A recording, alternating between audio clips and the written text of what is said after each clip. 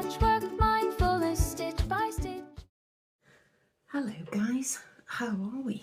This is Nettie from Patchwork Mindfulness, and if you haven't visited my YouTube channel yet, I have decided that for 2026 I'm going to challenge myself to make 36 patchwork quilt tops, mainly as a stash busting exercise. Ooh, it's a big word.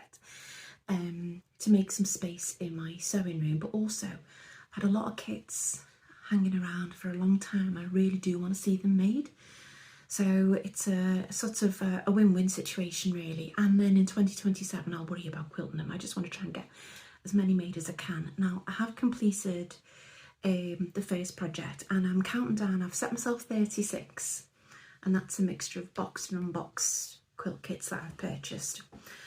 So I'm starting at 36 and I'm counting down. So I've completed 36 and there's going to be some videos uploaded onto the YouTube channel shortly that will show the progress. There's a couple up there already explaining where I'm up to.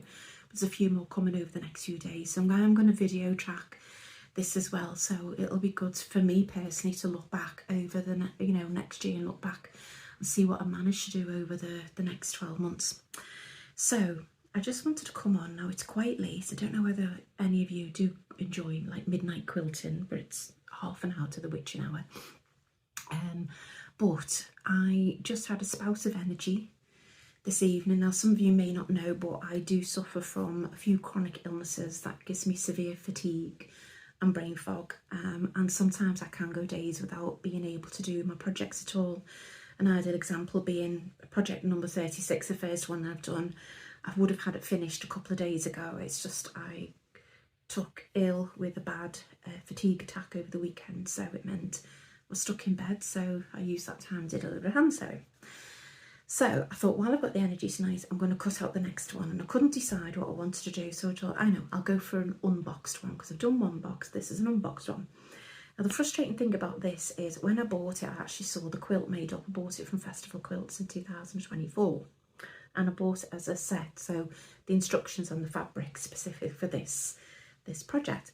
Now unfortunately there's no picture, so the block is generally an Ohio Star, so it's not a complicated block, but luckily I've read through the instructions and they're really clear. So the project I'm doing next is it's called the Tilda Ohio Star. I don't want to say Hawaii, Ohio Star. And I purchased it from the Stitch and Post at Festival Quilt in 2024. It wasn't expensive. I think the kit was £50 and it had all of the fabric in that I needed. I had to decide though what my background fabric would be. So this is a little bit out there, but I do like quilts when they're made with black or dark grey backgrounds because they really make the colours pop out. But with Tilda, I've always thought some of the colours are quite muted and quite retro and remind me of quilts from like the 30s, 40s, 50s, you know, pre or post-war era, those sort of colourways. So I've gone with old gold 100% cotton from Make and Mend, Oeko-Tex, so the quality is beautiful. I actually needed 2.5 meters, so luckily I had this left on a boat that I bought. I think I bought it from Dunelm, so luckily I had enough left. So I've cut out everything that I need from the background quilt, and then I'll just give you a quick flash of the colours of the Tilda that's included in this quilt. So you have a range of reds, which are these, excuse me, okay. Now I'll try and remember the range. And that goes with the red. Then we have some of the purples, the purpley blues. So they're quite nice colours. You see the gold colour is running through all of these, which is why I picked out the golds, because I did have some Tilda green, but I did feel it was too pastel-y for these colours, so that's why I didn't go with green, even though there is a green block in here. I didn't think the colour I had, the Tilda green I had, was right. So, but you can see the gold comes through in every single one. It was a choice between gold and pink, and that goes with the green. And I thought, no, I'm not going pink.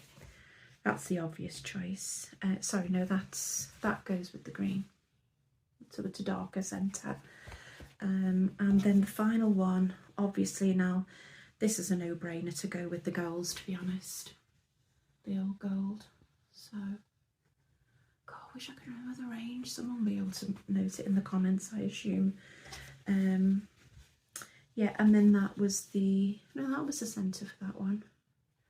Oh, that was the centre for, that was the centre for the purple, sorry, yeah.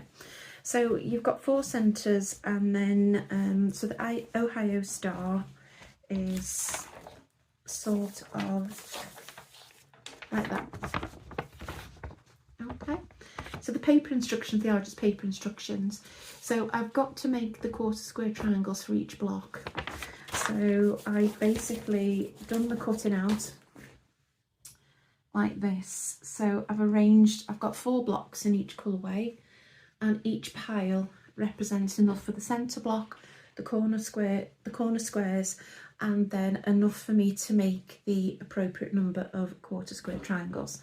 So I've done all of that so far, which means I can get on and make all of the blocks. And then looking at the instructions, the next process then will be looking at framing each of the blocks with the leftover fabric. As you can see, there's quite a lot of leftover fabric, so that is going to be used for the framing of the blocks.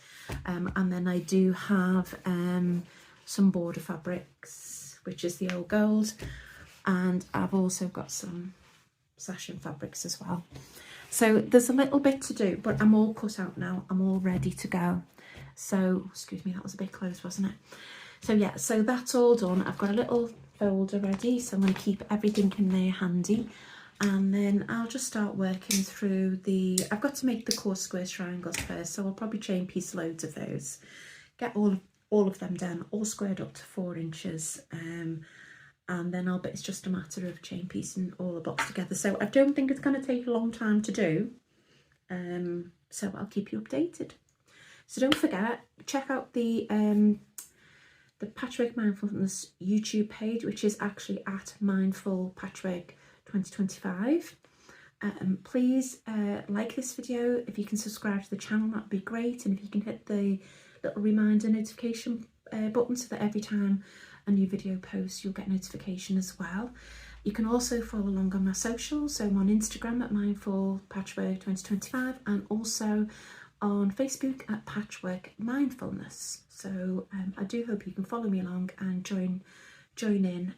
I will try and give you as much information about the quilt kits as I can as I go along, in case you do want to try and look any of them up. And if there's any alternatives that I find, particularly if there's any free patterns that you can download and use your own stash, I'll try and include links to them underneath each video as well as it goes up.